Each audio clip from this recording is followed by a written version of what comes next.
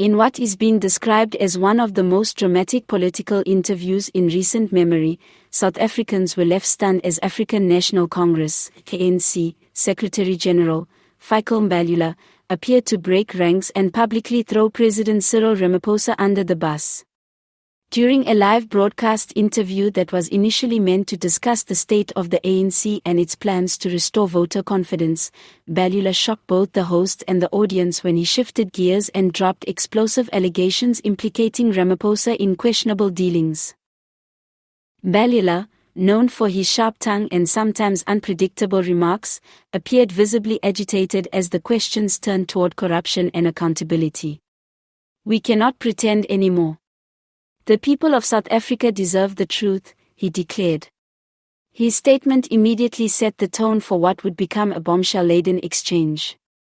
Without hesitation, he claimed that Ramaphosa's leadership has been riddled with secrecy, half-truths, and cover-ups that threaten to drag the ANC even deeper into crisis. Ramaphosa has not been honest with this country. He has failed to come clean about his financial dealings, about who funds him, and about the deals happening behind closed doors, Mbalula said, his voice rising. "We talk about renewal, but how can there be renewal when the top leadership itself is compromised?" The remarks sent shockwaves across the political landscape. Social media immediately lit up with hashtags like #RamaphosaExposed and #MbalulaSpeaksOut, with thousands of South Africans debating whether Mbalula was revealing long-hidden truths or simply making a desperate political move. Analysts were quick to point out that this was no off-the-cuff slip. Mbalula's tone carried the weight of intention, almost as if he had been waiting for the right platform to air these grievances. What truly rattled the nation, however, were the specifics of Mbalula's accusations.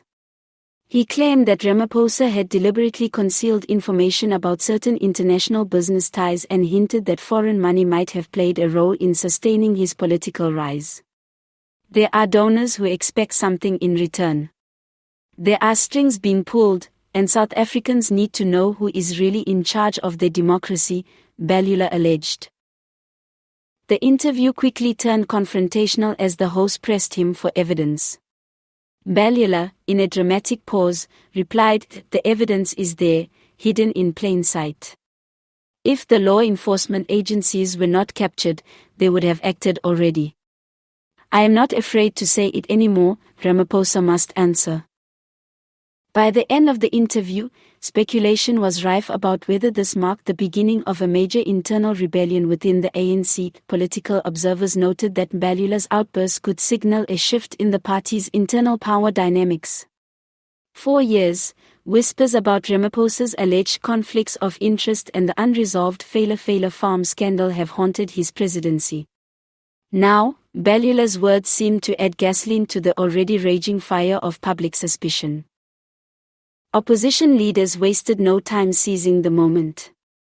The Democratic Alliance, DA, issued a swift statement calling for Ramaphosa to stand aside immediately pending a full investigation, while the Economic Freedom Fighters, EFF, mocked the ANC for eating itself alive. Julius Malema, never one to hold back, tweeted, "At last. Even the ANC's own Secretary-General admits the man at the top is compromised." Within the ANC itself, reactions were divided. Some insiders suggested Mbalula had gone rogue and would face disciplinary action for openly challenging the president, while others quietly admitted that his words reflected a growing unease among party members who feared that Ramaphosa's scandals will cost them dearly in the next election. For ordinary South Africans, the interview was both riveting and deeply concerning. Many citizens express frustration that yet again the nation's leadership seems entangled in scandal rather than focused on solving pressing issues like unemployment, energy shortages, and crime. "It's like they're fighting each other while the country collapses," one Johannesburg resident told reporters. Whether Mbalula's comments marked the start of a larger political earthquake or simply another fleeting controversy remains to be seen. But one thing is certain, Cyril Ramaphosa's carefully cultivated image as a reformer and a stabilizer has taken a severe blow. With every word Mbalula spoke, the cracks in the ANC's unity widened, and the calls for accountability grew louder. South Africa now waits with bated breath. Will Ramaphosa address these allegations head-on, or will silence only deepen suspicions that the president himself may not be as untouchable as once believed?